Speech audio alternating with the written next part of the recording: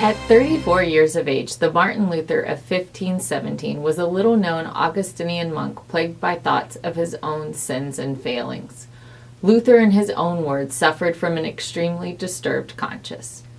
When his private meditations on the scriptures revealed to him that righteousness was a gift from God born out of grace through faith in Jesus, he was relieved from his own damnation, but convinced more than ever that he had to work to eradicate false doctrine. The 95 Theses is credited for sparking the Protestant Reformation. However, when Luther nailed the Theses to the door of the Castle Church in Wittenberg, Germany, his intention was merely to hold a public scholarly debate on the commercialization of the Church by its selling of indulgences. In the rapid succession of events that followed, Luther was propelled from challenging church practices to condemning the Church itself.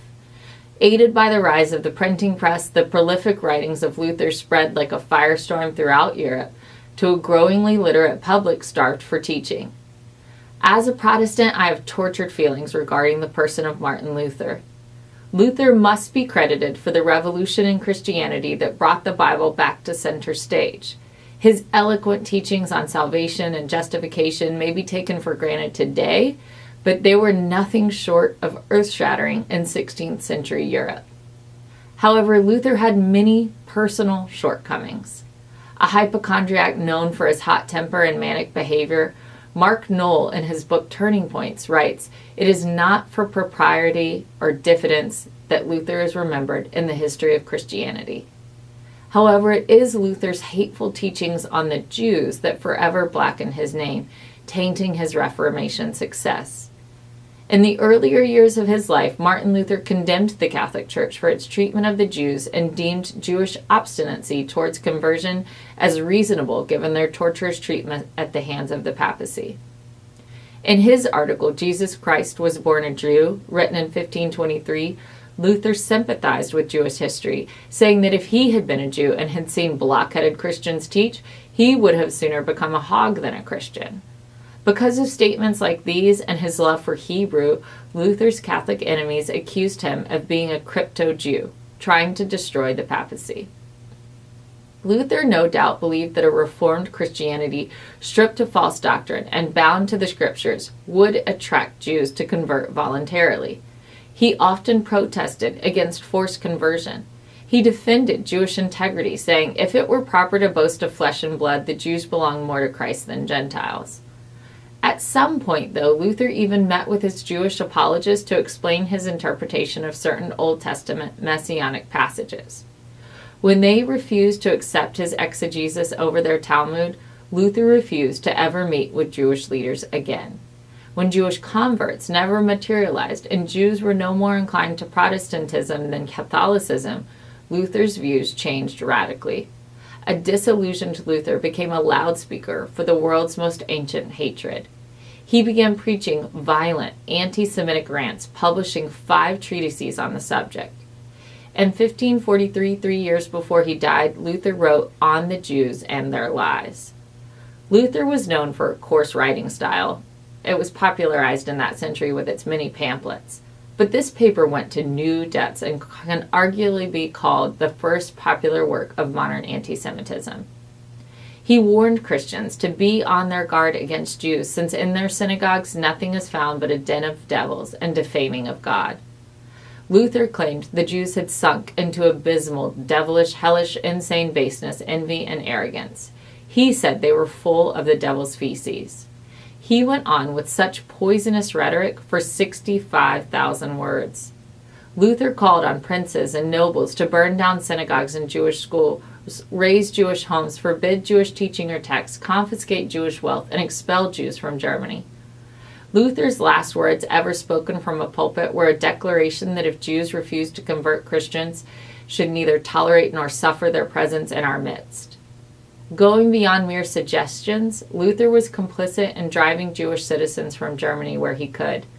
It's difficult not to read Luther's invective, calling Jews poisonous and venomed worms, as a blueprint for the Nazi final solution, which came 4 centuries later. British historian Paul Johnson said Luther provided a giant step forward on the road to the Holocaust. Luther's biographers offer various explanations to justify his radical shift, from praising the Jewish contribution to Christianity to calling for their expulsion from Germany. Some of Luther's defenders dismiss his late-term Jewish obsession as a result of his many maladies. Historian Mark Edwards claims the increasing vitriol in Luther's later writings directly matches the deterioration of his health. At best, this defense only tries to clear his name by pleading insanity. Many scholars have written on the relationship between Luther's writings and the Nazis' racial anti-Semitism, a task which fills volumes as one must account for the vast changes in political and religious life in Germany over 4 centuries. The general consensus is that the writings of Luther stoked the flames of anti-Semitism early in Germany's history. At the very least, they provided ready-made propaganda to warrant Hitler's program of Jewish annihilation. Though the book on the Jews and their lies had been dormant for 200 years, the Nazis resurrected Luther's text for their own purposes, displaying them during Nuremberg rallies. Hitler's education minister said that he thought the names Hitler and Luther belonged together. They were of the same old stamp, he said. Pastors in Germany's Lutheran churches during the 1940s invoked Luther's teachings to turn even racially Jewish Christians away at their doors.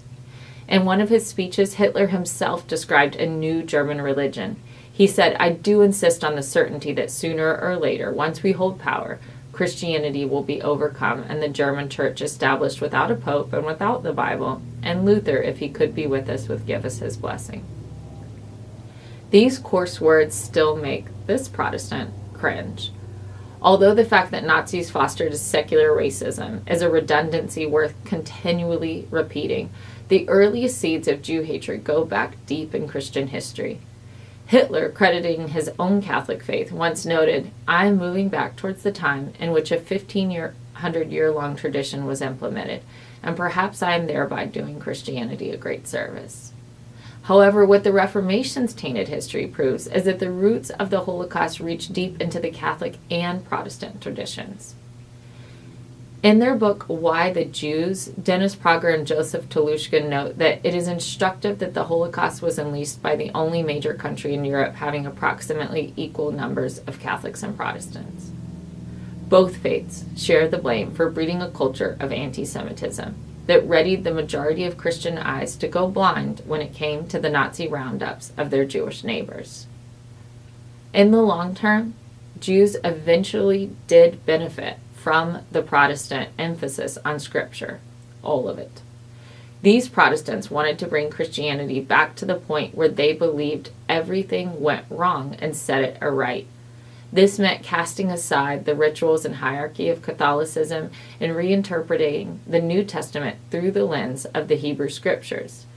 Increasingly literate lay people were consuming with enthusiasm the stories of the patriarchs, the Exodus, and prophets.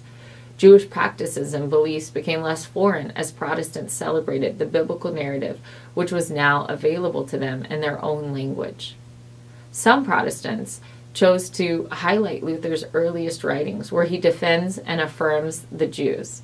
They ignore his later writings, dismissing them as a product of his old age or worsening mental defects. Many have simply never heard about the monk-turned-reformer's position on the Jews, and once confronted or tempted to defend the early Luther and reject the latter. It is for those Christians that I am speaking. The reality is that Luther's anti-Semitism can't simply be ignored or dismissed on account of his perceived senility. The haunting persistence of his end-of-life diatribes were the putrid Protestant fertilizer that allowed the roots of anti-Semitism to thrive in 20th century German soil. We, Protestants, must accept Luther's Jewish theology for what it was and reject it for what it isn't, anything resembling the loving essence of the Christian faith founded by a Jewish Messiah. Shabbat Shalom.